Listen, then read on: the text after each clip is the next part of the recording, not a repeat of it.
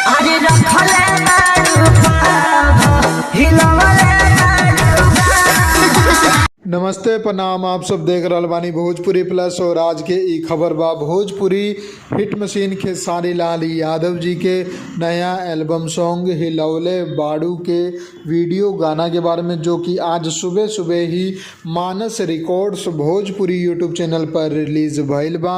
जौना गाना के खेसारी लाल यादव जी के साथे शिल्पी राज गौले बाड़ी।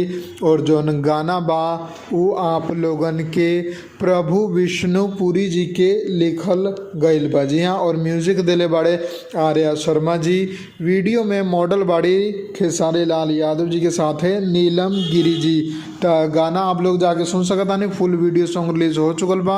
लगभग 3 मिनट 49 सेकंड के ये वीडियो धमाकेदार साउंड के साथ और बेहतरीन लिरिक्स के साथ आप लोगन खातिर रिलीज कल गल बा। तो जाई मानस रिकॉर्ड्स भोजपुरी यूट्यूब चैनल पर और ये गाना के सुनी और बताई आप लोगन के ई एल्बम सॉन्ग कैसा लागल।